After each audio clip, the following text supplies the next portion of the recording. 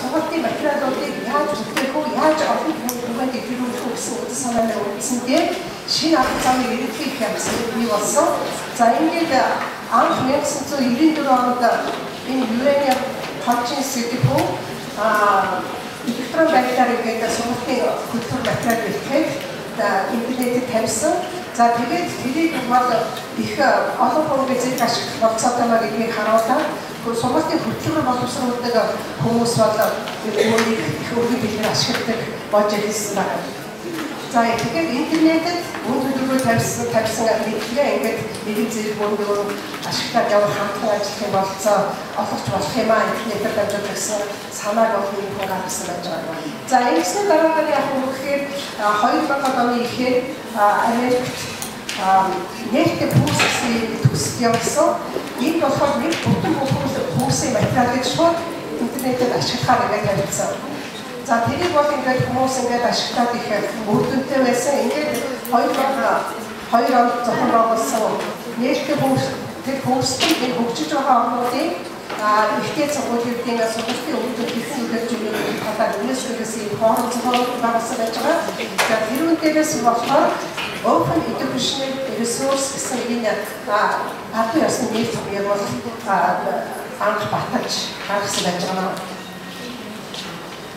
За тэгээд сайн хэлбэл голдуу Америкийн өдөртөө багш нараас энэ үүсгэн санаачлал гарсан голдуу материалууд бол англи хэлтэй улсуудын юунд байдаг.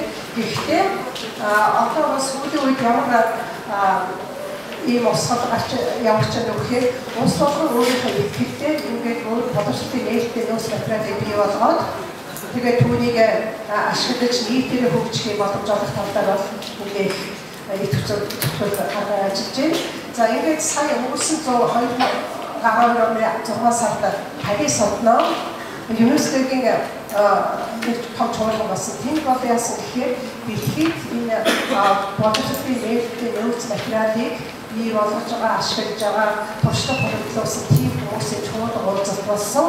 За тэгээд тэр чуулган уулзалтаас бол UNESCO-гийн гишүүн орнуудад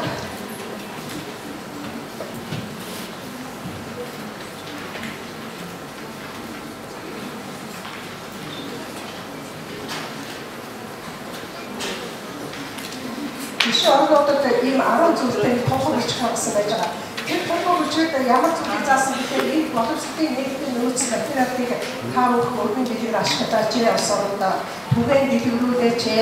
За түүнээс гадна одоо ингээд сургуулийн хөтөлбөр зарим материалууд улсын төсвөөр хэрэглэдэг стандарт гэдэг чинь тэр улсын төсвөөр хэрэглэсэн сургуулийн материалуудыг нээлттэй интернет тавиач.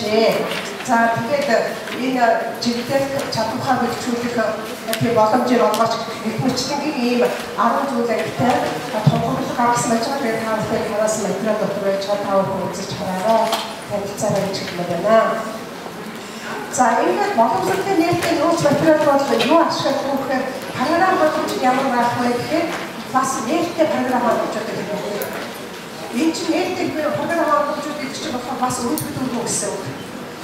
Тэгэхээр манайхаар дагуулгаа сайн ихтэй энэ журнал гэсэн програм хожиж тавьсан байж байгаа. Бид яасан гэхээр сайтай өөрчлөлттэй шинжтэй боловсрол болгох гээд нэг шинэ вебсайт хийсэн тэрийг болохоор ASP гэсэн хэлээр бичсэн. Тэгээд сүүлд нь ингээд бидний мэдгэж чадварч бас дотор байсан ч байгаа. Сүүлд нь яасан гэхээр энэ бол энэ програм болгож хаалттай өнгөтэй програм болгож учраас тэр болгоо бас их мэдээж засан өөрчлөлт авах хэрэгтэй байсан.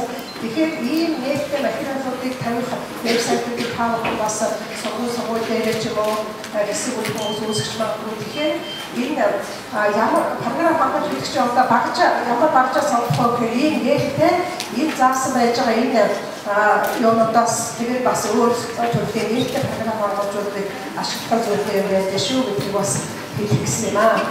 За ингээд боловсролын нээлттэй нөөц материалыг хаанаас яаж хайж авах вэ гэхээр одоо нөгөө Open Educational Resource бичээд бүгдээр олох чинь бол янз янзын юмнууд гараад ирнэ.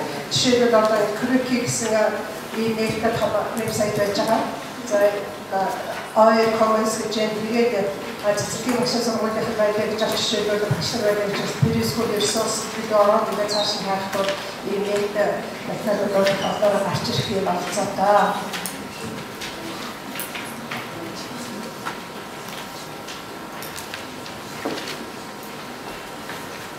За энэ вебсайт байж энэ хаа академи болохоор манай Амазон явуулсан гэж үзүүлж байгаа учраас ингэ ярьчих. За энэ нэг вебсайт байна. Энэ болохоор Африкийн Сахарын багшийн боловсрол гэсэн нэг вебсайт байж байгаа. За энэ болохоор ямар учиртай вебсайт вэ гэхээр багш нарын хэрэгцээтэй тулгуурлаад энэ нээлттэй их сургууль гэж ажиллах юм байна. Тэгээд багш нарын мэргэжил дэвшлэх ажлыг бол энэ вебсайтаар явуулдаг. Гэхдээ хөгжлөөр аваад үзэх бол манайхад үзэхгүй юм шиг байдаг. Жишээлбэл мэргэжлийн багш нар байхгүй. За түүнээс гадна багш нарын чадвар чансаа муу. Энэ зургийг харах бол тэр хүүхдүүдийн ширээ сандах энэ бол манайд одоо сумд ч гэсэн ийм ширээ сандах сургууль байх тийм ээ. Тэгэхээр ийм хөгжлөд төвшөнд байгаа мөртлөө манайхаас давуу юу байна вэ гэхээр бүх багш нарын мэргэжлийг бол энэ вебсайтаар тусламж тагаад мэргэжлийн дэвшлэл хууль ажиллагааны амжилттай зохион байгуулж байгаа. Энэ дотор бүх сургалтын хөтөлбөрүүдэд мэргэжлээ тэгээд амжилттай зөвлөж бүх материалуудыг тавьсан байх жишээтэй. За Монгол бол 2000 оны дараахан энэ сайтын боловсролын нээлтээс материалыг ашиглах талаар үүсгэн санаачлалууд хийсэн шиг байгаа. Тэгээд энэ дурдсан байж байгаа сургуулиуд дээр нэг нээлттэй материалуудыг тавиад зарим нэг боловсруулсан сургалтын хөтөлбөрөөр нээлттэйгээр тавих юм бол ажиллагаа ихэлсэн. Гэхдээ бас нэг явц муутай энэ болохоор төрийн бодлого дутагдах, санхүүжилт дутагдах ийм бэрхшээлүүд бас тодорхой байх шиг байна. За манай төрийн бодлогын ажиллаж байгаа энэ давхар вебсайт бол ийм нээлттэй вебсайт байж байгаа. Эцэг одоо багш нар зориулсан материалуудыг тавьдаг. Ийм вебсайт энэ жижигхэн хуудастай тараах шиг боллоо. Тэгээд бас энэ сайтаар тавих оройд орж үзээрэй. Энэ доор нэг юу яриад байна? Нэг лиценз ингээд тэмдэг байгаа биз? Тэгэхээр энд лицензийн тэмдэг ямар учиртай вэ гэдэг баталгыг тавих бас мэдэх юм болцоо та. За энэ зургийг харахад таамагт юу бодож чинь?